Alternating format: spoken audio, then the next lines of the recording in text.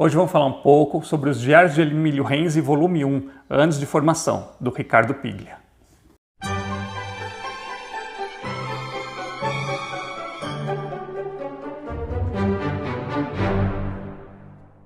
Oi pessoal, tudo bem? Eu sou Humberto, esse aqui é o canal Literário Primeira Prateleira.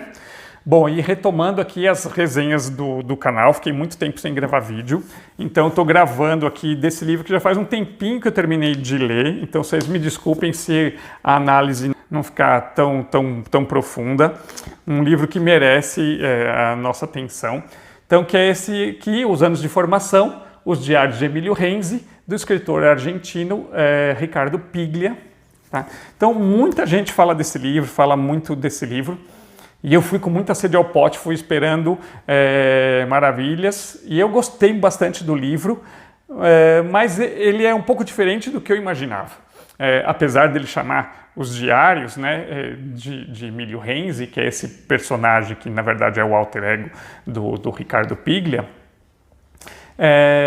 ele realmente, eu não achava que ele tinha trechos de diário, mesmo que fosse como um diário, mas ele é. Então a gente vai acompanhar aqui os anos, justamente, né, os anos de formação, os anos do começo da trajetória desse Emílio Renzi, né, que é um professor, um cara que faz a faculdade de letras e que vai ser professor universitário.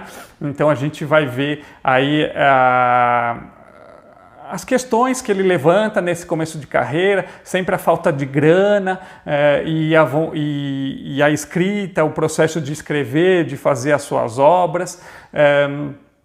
Então isso está bem representado aqui. Uma coisa que me lembrou muito, o Paris é uma Festa, do Hemingway, porque no Paris é uma Festa, que eu já fiz vídeo aqui no canal, deixo o card aqui para vocês, o Hemingway também conta um pouco dessa vida dele lá em Paris, das dificuldades, da falta de grana e desse esforço para escrever, né?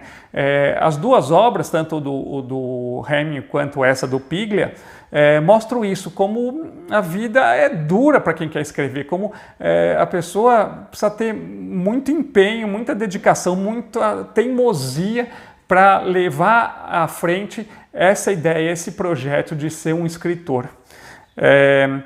O Ricardo Piglia fala muito da obra do Hemingway aqui nesse livro, então é um dos autores mais citados aqui, e as partes que eu mais gosto são justamente as partes que ele vai analisar a obra, que ele analisa a obra de algum autor, algum livro que ele estava lendo, ou onde ele aprofunda os seus pensamentos, onde ele filosofa sobre o ato da escrita e sobre as técnicas de escrita. Essas são as partes que eu mais gosto. Eu fiz muitas marcações, não sei se vai dar para vocês verem, não, né? Não está dando para ver. Aqui deu para ver um pouquinho. Agora deu. Ó. Olha quantas marcações eu fiz nesse livro, fiz muita marcação. E aí eu estou curioso para ler o volume 2, onde parece que ele vai falar mais ainda dessa parte sobre escrita, né, sobre o ato de escrever. É muito interessante também nesse livro, porque ele vai falando ali dos cafés, dos bares, dos locais, principalmente de Buenos Aires. Então eu fico pensando assim, nossa, será que esse lugar ainda existe? Será que esse café ainda existe? Esse lugar onde ele morou, essa casa onde ele morou, esse apartamento, né? E então é legal para quem conhece bem Buenos Aires, isso deve dar um extra, assim, deve ser legal para quem mora lá, ler e saber os lugares onde o autor vivia, né? E aí ele vai falar também, então, desse início da carreira universitária dele, de como ele começa a publicar os seus primeiros livros e de como ele ganha o prêmio Casa de las Américas com o livro dele. E é interessante porque o livro, então, na época, ainda era tudo datilografado à mão, então ele tinha que fazer várias cópias para entregar o prêmio. E aí, então, ele teve que datilografar o livro inteiro 3 vezes para conseguir fazer as cópias necessárias, assim.